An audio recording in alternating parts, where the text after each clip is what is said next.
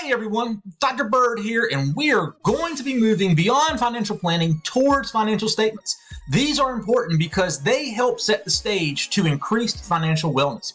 Let's start with the two types of financial statements, the balance sheet and the income and expense statement. The focus here is going to be the balance sheet, which classifies what we own and what we owe. But before moving into that, let's first have a look at one proposed way to balance your spending. The 50-30-20 rule is laid out as follows. 50% go towards your needs, 30% go towards your wants, and 20% goes towards meeting your financial goals.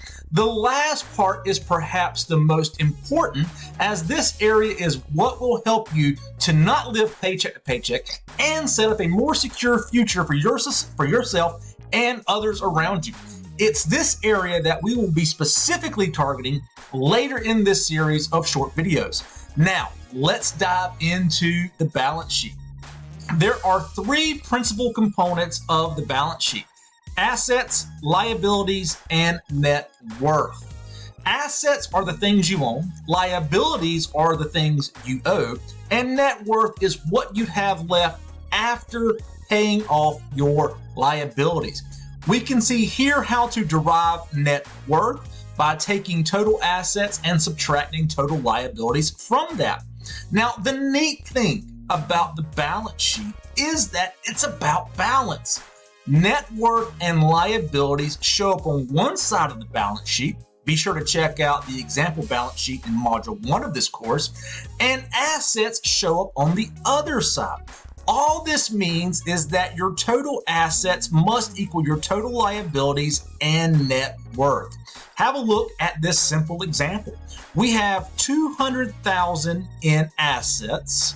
We have $75,000 in liabilities. Subtracting those two gives us a net worth of $125,000. If we were to take that net worth of $125,000 and our liabilities of $75,000 and add those two, what we would find is that it would equal the $200,000 in assets. Now, let's take a closer look at assets. What goes into this category? There are three broad types of assets. The first is liquid assets. These assets are most easily converted into cash, or they may be cash. You can see the examples listed here. Our next category is investments. These are typically going to be longer-term assets and are slightly more difficult to convert to cash. Our last category is property, both real and personal. Real property includes items like a house or land, whereas personal property includes items such as jewelry and furniture. That's what we own, but what do we owe? Liabilities are our key here. Liabilities come in two broad forms.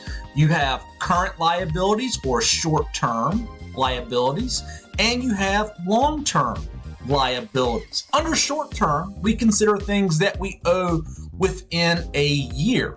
Credit card balances and bills are good examples here.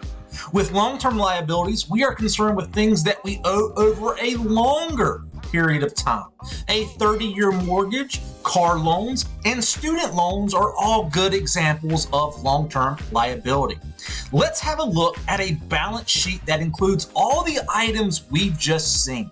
In this sample balance sheet, notice that I have assets on one side and I have liabilities and net worth on the other side. I've broken up these two broad categories into their smaller subcategories. Under assets, we have liquid assets, investments, real property, and personal property.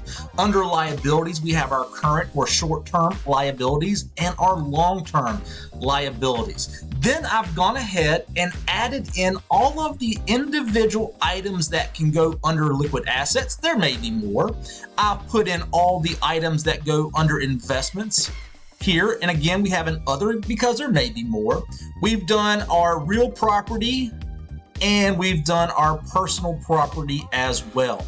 All we have to do is add up all of the items that we have in each of these categories to get a subtotal, and then we add up the subtotals to get our total level of assets. Here we have $244,000 as our total amount of assets. Then we go into our liabilities and we add up all the short-term liabilities here. And again, there may also be other. And then we add up all of our long-term liabilities. And again, there may be other types of long-term liabilities there.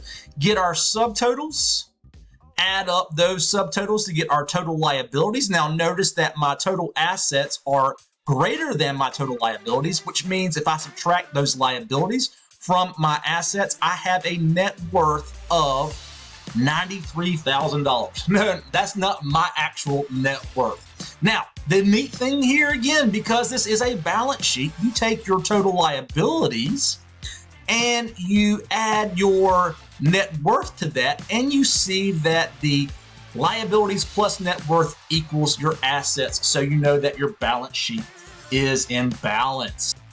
Let's conclude with a last look at net worth. After taking out our liabilities, we are left with net worth. Another way to view this is by saying the amount of wealth or equity that we actually have in own assets. Put another way, if we sold all of our assets, this is what we have in cash. We compare equity to insolvency, which is what happens when your net worth falls below zero. So our net worth is less than zero. This is something we'd like to avoid, as it can lead to bankruptcy and is the result of poor financial planning. When we look across the United States, we find that both median and average net worth rises as we get older.